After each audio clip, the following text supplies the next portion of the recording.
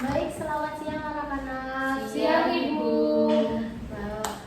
Kalian kan di sini udah mengonfirmasi ke saya bahwa akan melakukan yang namanya konseling kelompok, dan saya di sini juga udah mengetahui nama-nama dari kalian, yaitu Mbak Sinta ya, terus Mbak Zahwa, Mbak Siva juga, karena kita sudah membuat satu grup WhatsApp seperti itu. Nah, boleh diperkenalkan satu persatu terlebih dahulu, nama, kelas, atau offering jurusannya, dan dari universitas mana? Kebetulan nama saya Sinta Muktafia, bisa dipanggil Sinta. Saya dari Universitas Negeri Malang. Jurusan saya bimbingan konseling, saya semester 5. Oke, Perkenalkan, nama saya Zahwa Aulia, bisa dipanggil Zahwa. Saya semester 5 juga, dan jurusannya sama dengan Mbak Sinta, yaitu bimbingan dan konseling. oke, satu kelas ya Mbak? Beda kelas sih. Oh, beda kelas, tapi kenal? Cukup kenal. Cukup kenal, oke. Mbak Siva? Oh ya, perkenalkan, nama saya Siva Dewi. Saya semester 5 dari program studi yang sama dengan Zahra dan Sinta. Tapi kebetulan saya satu kelas dengan Zahra. Oh, berarti Mbak Siva sekelas dengan Mbak Zahwa, tapi kenal juga dengan Mbak Sinta? Nah, Akrab? Lumayan. Oke, kan di sini kalian udah saling mengenal ya, dan kalian juga di sini udah dari program bimbingan dan konseling nih. Nah, program bimbingan dan konseling otomatis kalian udah tahu yang namanya konseling, terus gimana pelaksanaannya, asas-asasnya seperti itu. Nah, saya jelaskan kembali bahwa kali ini kita akan melakukan konseling kelompok, di mana saya sebagai konselornya. Dan kalian sudah tahu saya Wildiana, kalian bisa manggil saya ibu atau mbak gitu. Dan saya memfasilitasi kalian sebagai anggota kelompok, dan diharapkan juga kalian itu bisa dapat menjaga kerahasiaan di dalam anggota kelompok ini. Jadi jangan sampai ada omongan yang keluar-keluar dari forum ini. Dan kalian saya harapkan juga dapat untuk terbuka di sesi konseling kali ini, karena keterbukaan kalian itu sangat berpengaruh pada jalannya proses konseling kali ini. Dan juga saya juga berterima kasih karena kalian sudah sukarela untuk datang ke saya untuk melakukan konseling pada hari ini seperti itu. Nah, konseling kali ini kita kasih waktu mungkin sekitar 25 sampai 30 menit. Apakah bersedia? Bersedia ya. Oke, dan di sini kan kita akan melakukan konseling kelompok kan ya. Jadi ada yang namanya pembatasan ini, 1 orang 1 kali pertemuan.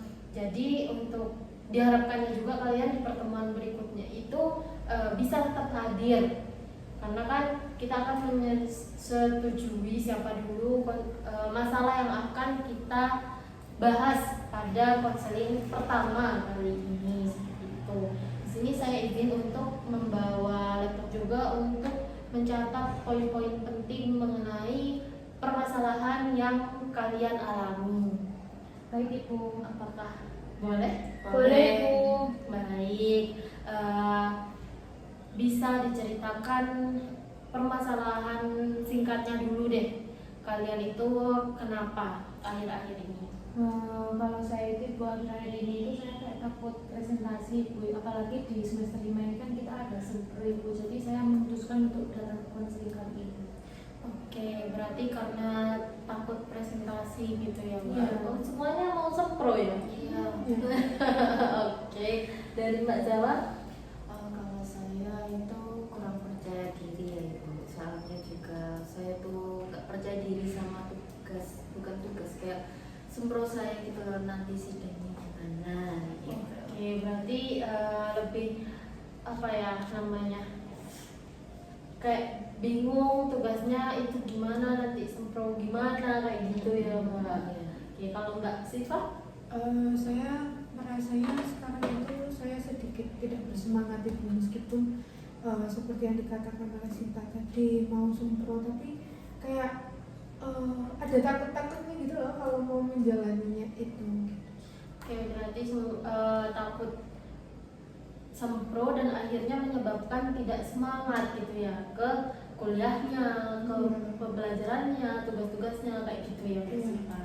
Nah, menurut kalian nih konseling kali ini yang mau dibahas permasalahannya siapa dulu?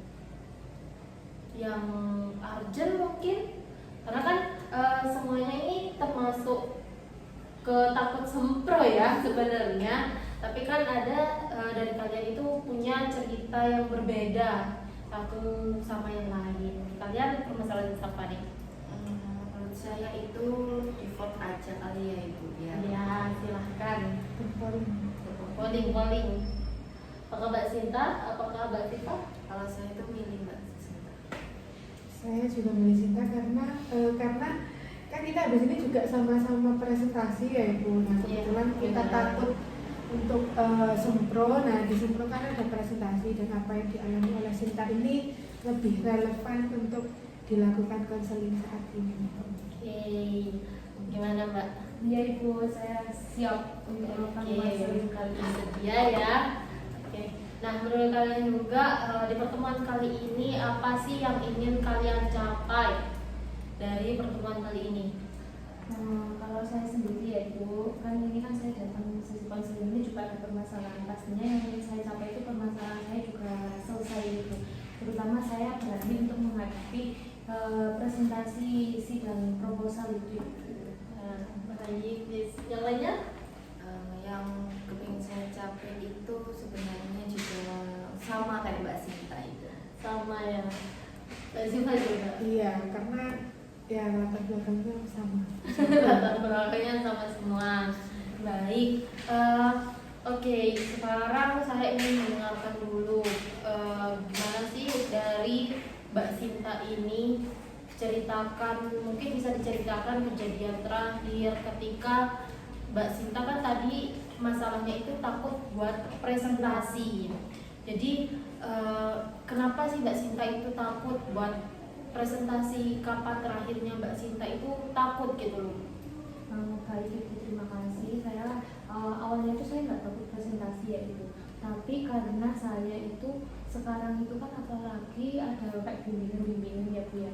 Ya. Bimbingan kan itu dikasih masukan, terus itu langsung benar-benar kamu harus gini. Nah itu yang menyebabkan saya itu langsung kayak takut seketika kalau presentasi.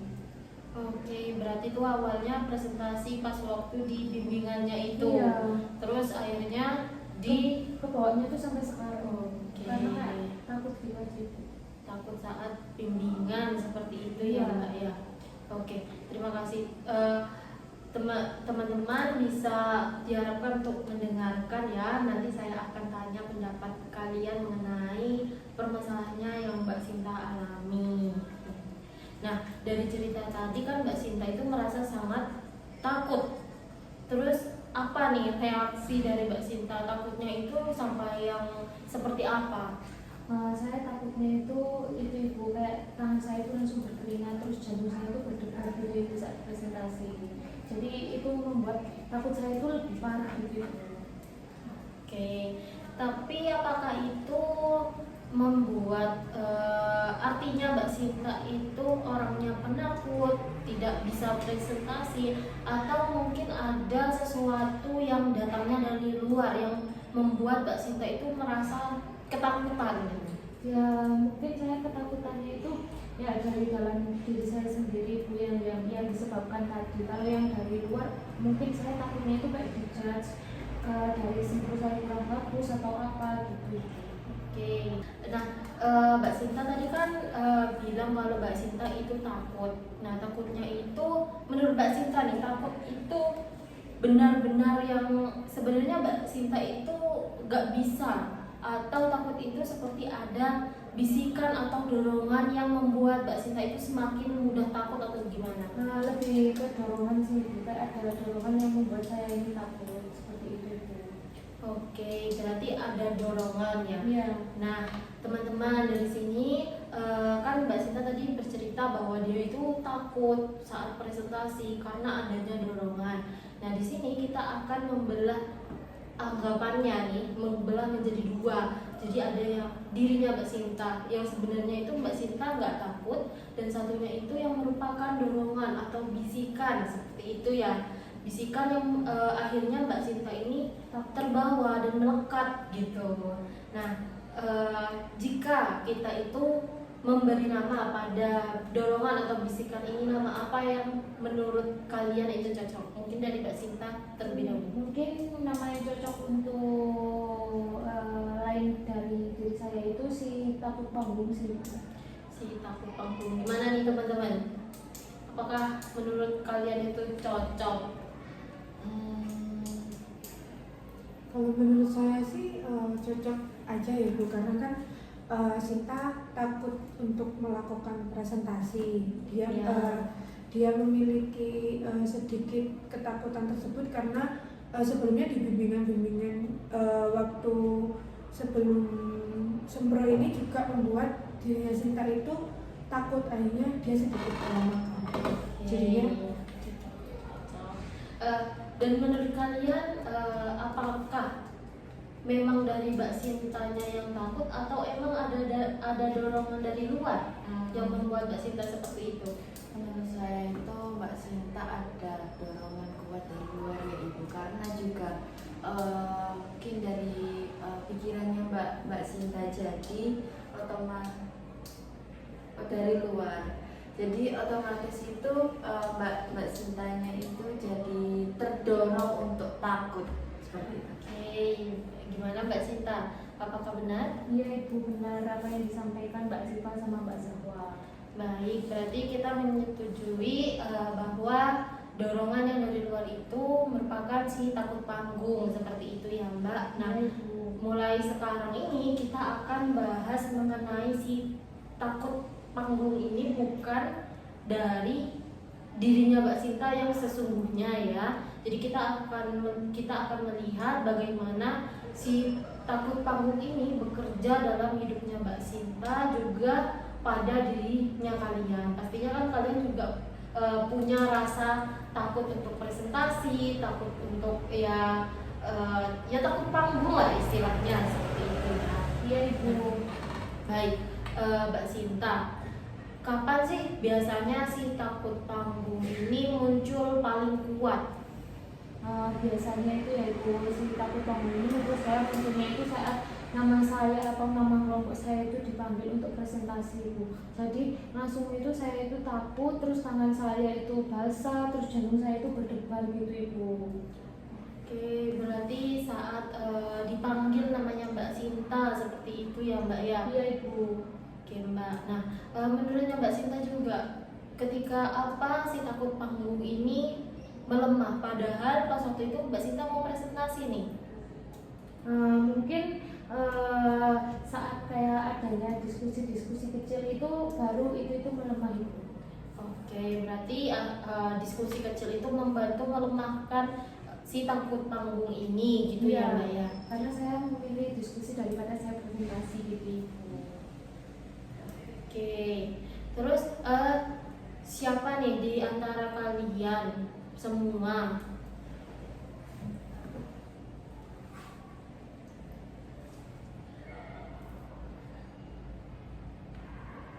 Oke, menurut kalian semua dari cerita tadi bagian mana sih yang menunjukkan bahwa si takut panggung ini sangat kuat dan hidup di Mbak Sinta?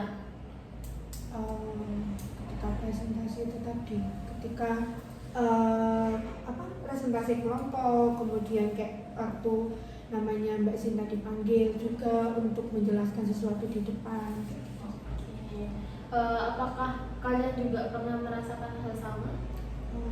Kalau saya sih pernah ya Bu, dan pastinya sering, apalagi kalau menjelaskannya itu sendirian, nggak sama kelompok. Kan kalau sama kelompok takutnya dibagi-bagi. Kalau saya juga sama Mbak Siva. Tapi kalau semisal presentasinya itu bisa baca, saya nggak deg-degan. Tapi kalau semisal nggak boleh baca, harus benar-benar dari otak, itu baru saya deg-degan. Oke. Berarti Mbak Jawa ini masih ada kemungkinan bisa gitu ya saat presentasinya tidak baca, tapi semua ini dialami dan dirasakan oleh semua bahwa takut panggung, takut presentasi itu nyata adanya kayak gitu ya. Nah, menurut Mbak Sinta nih, dari mana sih datangnya pikiran bahwa saat presentasi itu Mbak Sinta itu harus berani, harus sempurna, tidak boleh salah, terus dan semua orang itu akan memperhatikan Mbak Sinta? Mungkin karena kayaknya ya Bu, itu tuh karena itu saya itu takut dinilai gitu, Bu. Jadi saya takut dinilai sama orang lain atau sama dosen seperti itu. Oke, berarti Mbak Sinta ini merasakan takut itu karena takut dinilai dari teman-temannya Mbak Sinta, terus dosennya Mbak Sinta, takut dijudge tadi kan ada ya, Ya. takut dijudge, takut seperti ini dan seperti itu. Nah, teman-teman di sini siapa yang pernah punya pikiran seperti kalau salah sedikit pasti malu banget?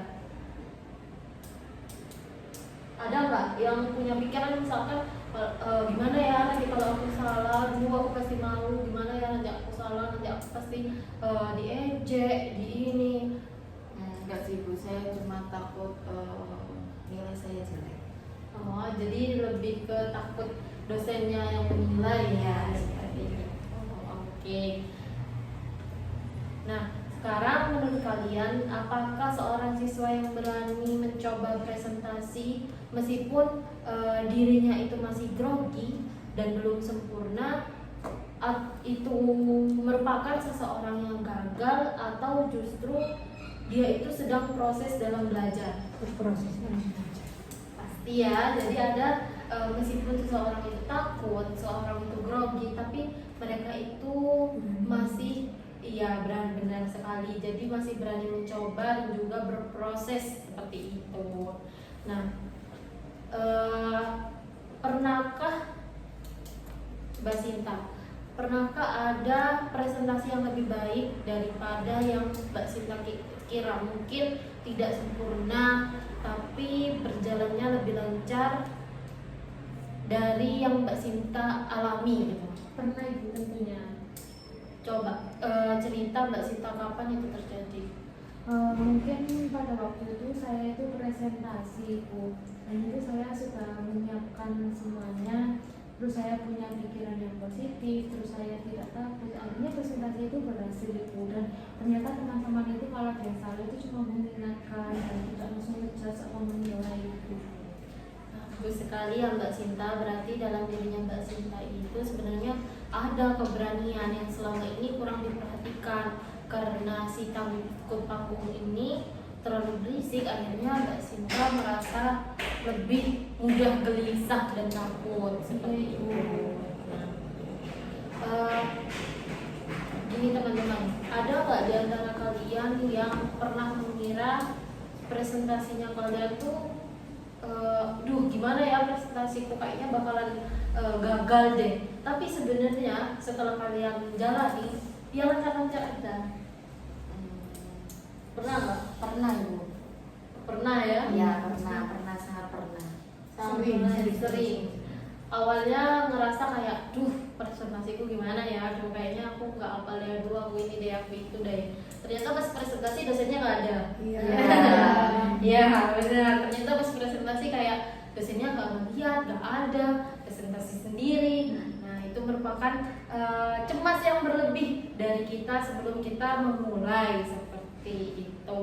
Nah, Mbak Sinta, ketika Mbak Sinta itu tetap maju presentasi walaupun grogi nih, nilai apa sih yang Mbak Sinta sebenarnya pegang? Nilai dari dirinya Mbak Sinta kayak, aku harus maju presentasi gitu. Saya yang saya pegang pada itu saya tanggung jawab dan berani Bu. Pastinya kan saya sudah mengerjakan dengan sebaik mungkin. Pastinya saya juga harus bertanggung jawab. Berarti saya harus berani untuk presentasi seperti itu. Wah, bagus sekali ya Mbak Sinta. Mbak Sinta menganut nilai tanggung jawab, berarti Mbak Sinta harus ya udah, aku harus presentasi apapun keadaannya seperti itu ya Mbak. Iya Ibu. Nah, kalau Mbak Sinta boleh nih untuk menulis ulang cerita tentang dirinya Mbak Sinta sendiri, bukan sebagai orang yang selalu takut presentasi, tapi orang yang Mbak Sinta inginkan di nantinya. Jadi Mbak Sinta gimana caranya biar melepaskan si takut panggung ini. Mbak Sinta boleh menuliskan puisi ya Mbak di sebelah sini. Ini singkat saja atau panjang nih? Singkat saja, silakan.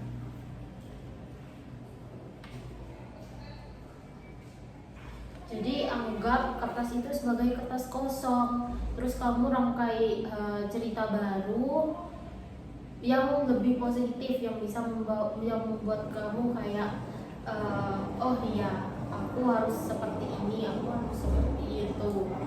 Sudah Ibu. Baik. Nah, Mbak Sinta di sini menulis orang yang suka panggung karena agar pede dimanapun. Wah. Oke, berarti Mbak Sinta punya pegangan bahwa kisah barunya Mbak Sinta, cerita barunya ini akan jadi orang yang tidak takut gitu ya Mbak untuk maju ke depan gitu. Jadi mulai hari ini teman-teman, kita juga melihat Mbak Sinta ini sebagai orang yang suka gitu loh untuk maju ke depan, presentasi, nggak takut lagi kayak gitu. Nah, sekarang Mbak Sinta coba bayangkan minggu depan itu Mbak Sinta ada presentasi nih, Mbak Sinta sempro nih.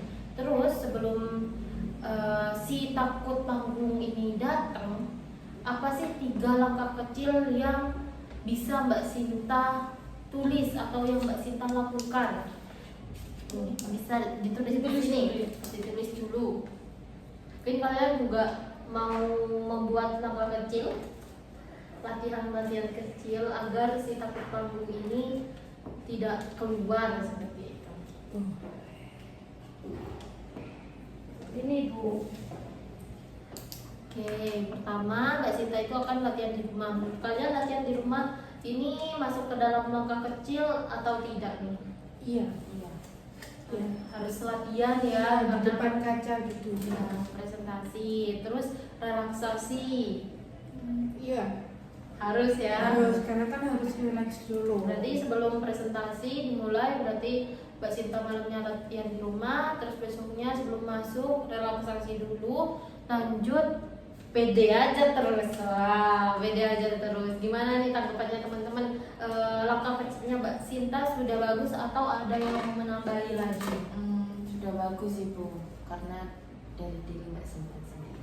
Oke, berarti ini juga menjadi bagian dari cerita barunya Mbak Sinta sebagai orang yang berani seperti itu. Nah, mungkin ini juga bisa menjadi pengingatnya Mbak Sinta. Mbak Sinta juga bisa menuliskan nantinya di kertas atau buku, ditempel di kamar. Misalkan aku harus berani, aku tidak boleh takut, seperti itu.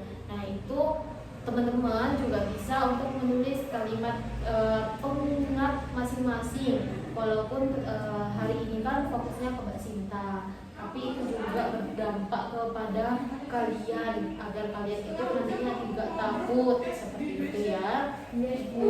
Nah, ke Mbak Sinta lagi nih. Menurut Mbak Sinta, siapa sih orang yang akan bangga ketika melihat Mbak Sinta itu berani mencoba presentasi?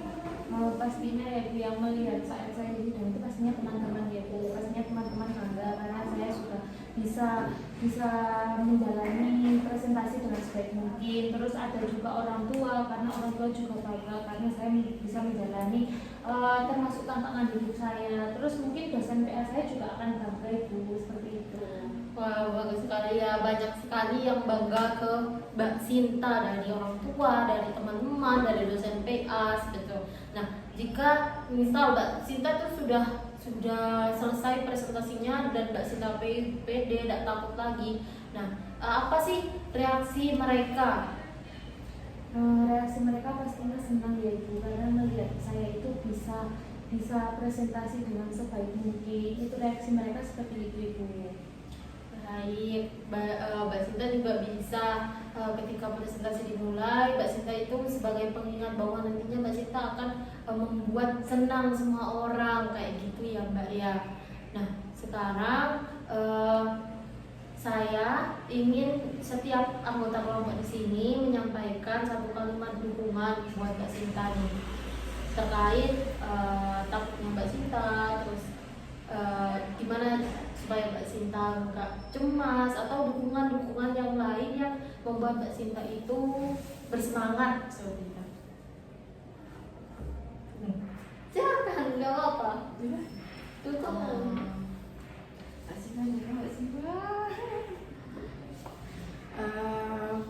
Satu kalimat ya Ibu?